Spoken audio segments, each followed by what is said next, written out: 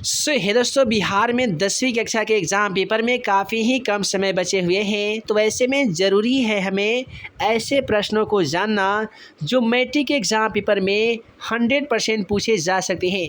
जी हाँ, मैं इस वीडियो में बात करने वाले हैं 10वीं कक्षा के सोशल साइंस का ऐसे VVI ऑब्जेक्टिव क्वेश्चन के बारे में जो मैट्रिक एग्ज़ाम पेपर में 100% पूछे जा सकते हैं। तो चले फ्रेंड्स, बिना समय गवाए पहला क्वेश्चन का आंसर देख लेते हैं।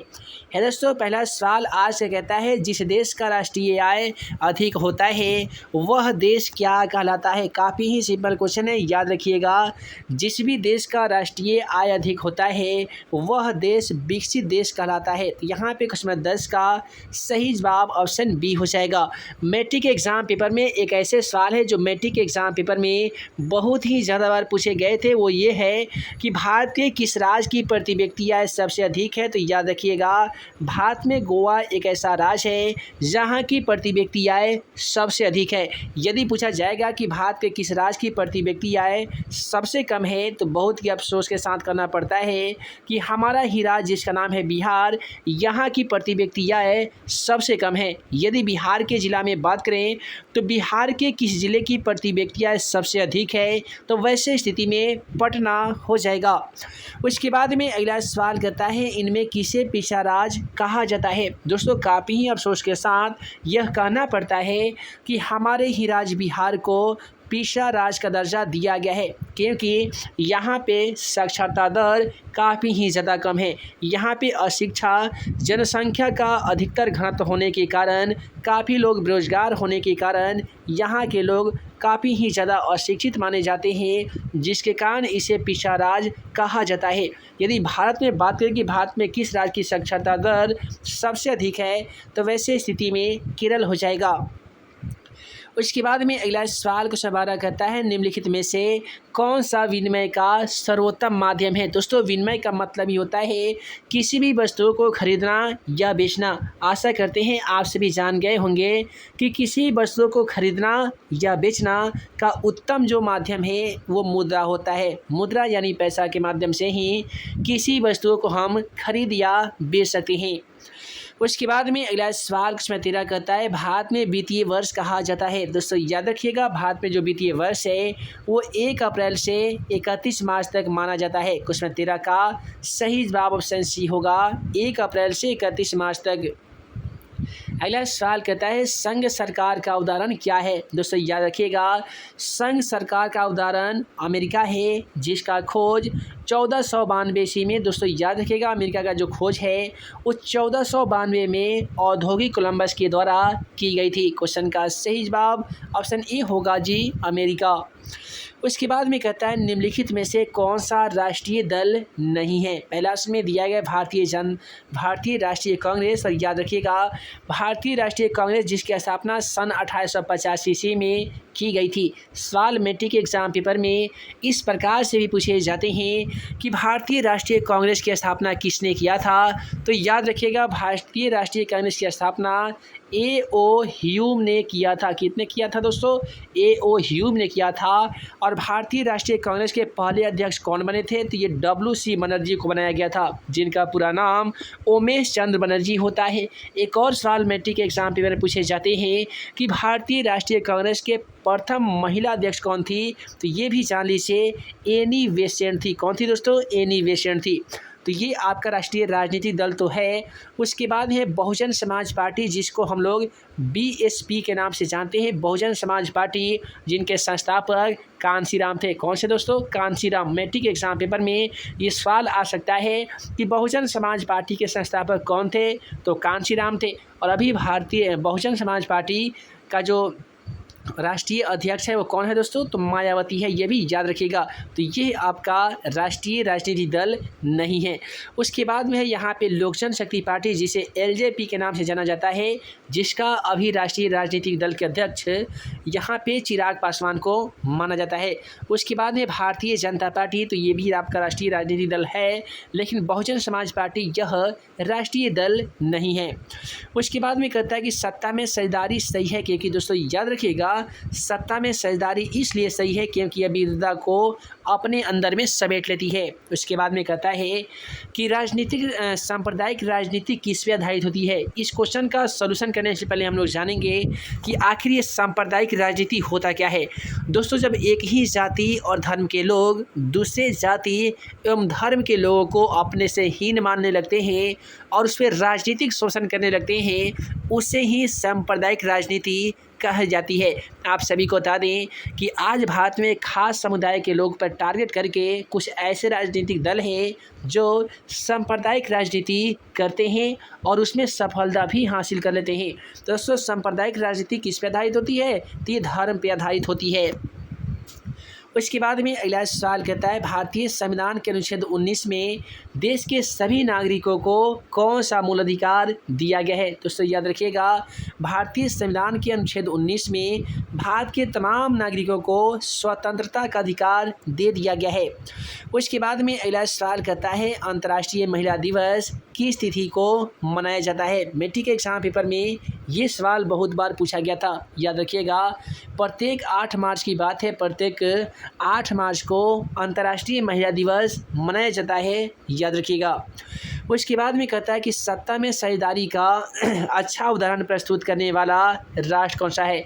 दोस्तों, आप सभी को बता दें कि सत्ता में साझेदारी का अच्छा उदाहरण प्रस्तुत करने वाला जो राष्ट्र यानी देश है वो बेल्जियम है, जो कि ऑप्शन सी में दिया गया है।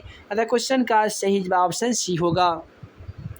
उसके बाद में कहता है, निम्नलिखित व्यक्तियों में से कौन लोकतंत्र में रंग भेद के विरोधी नहीं थे? आप सभी को बता दें कि जेड गुड्डी एक ऐसे महान व्यक्ति के रूप में बयाने जाते हैं जो लोकतंत्र में रंग भेद के विरोधी नहीं थे। कुछ में 21 का सही जवाब यहाँ पे ऑप्शन डी होगा जी। उसके बाद में कहता है कि लैंगिक विभाजन का क्या अर्थ होता है? आप सभी को बता दें कि जब भी हम लैंगिक विभाजन की बात करते हैं तो हमारा जो अभिप्राय होता है वो स्त्री एवं पुरुष के बीच में जैविक अंतर होता है। यानी क्वेश्चन 22 का सही जवाब ऑप्शन सी होगा जी, स्त्री एवं पुरुष के बीच में जैविक अंतर। अगला सवाल कहता है, श्रीलंका में सामाजिक विभाजन किस स्तर पे है? आप सभी को बता दें कि श्रीलंका में जो समाज का विभाजन किया गया है वो क्षेत्रीय एवं सामाजिक दोनों स्तर पे किया गया है। इसलिए क्वेश्चन का सही जवाब सी होगा, ए और बी दोनों, यानी क्षेत्रीय और सामाजिक दोनों। उसके बाद में कहता है कि गुटेनबर्ग का जन्म किस देश में हुआ था? आप सभी को बता दें कि गुटेनबर्ग के द्वारा ही सबसे पहले छापाखाना का आविष्कार किया गया था और ये जर्मनी देश के नागरिक के रूप में जाने जाते थे, यानी इनका जन्म जर्मनी में हुआ था। अगला सवाल कहता है कि गुटेनबर्ग ने सर्वप्रथम किस पुस्तक की छपाई किए थे? आप सभी को बता दें कि गुटेनबर्ग जिनका जन्म जर्मनी में हुआ था और इन्होंने ही छापाखाना का आविष्कार किया था और इनके द्वारा सबसे पहले बाइबिल नामक धार्मिक ग्रंथ पुस्तक की छपाई की गई थी, ये भी याद रखिएगा। उसके बाद में कहता है कि इंग्लैंड में मुद्रण कला को पहुंचाने वाला व्यक्ति कौन था? आप सभी को बता दें कि इंग्लैंड में मुद्रण कला को पहुंचाने वाला व्यक्ति का नाम कैक्सटन था। क्या था दोस्तों? कैक्सटन था, जो कि ऑप्शन बी में है। अतः क्वेश्चन का सही जवाब ऑप्शन बी होगा। उसके बाद में कहता है, किसने कहा था मुद्रण ईश्वर की दी हुई महानतम देन है, ये उनका सबसे बड़ा तोहफा है। आप सभी को बता दें कि अफ्रीका के नेग्रो कम्युनिटी के संस्थापक जिनका नाम है मार्टिन लूथर किंग जूनियर, इन्हीं का कहना था मुद्रण यानी रुपया पैसा ईश्वर की दी हुई महानतम देन है, ये उनका दिया हुआ सबसे बड़ा तोहफा है। उसके बाद में कहता है, रूसो कहाँ का दार्शनिक था? आप सभी को बता दें रूसो एक फ्रांस का दार्शनिक था। क्वेश्चन का सही जवाब ऑप्शन ए हो जाएगा।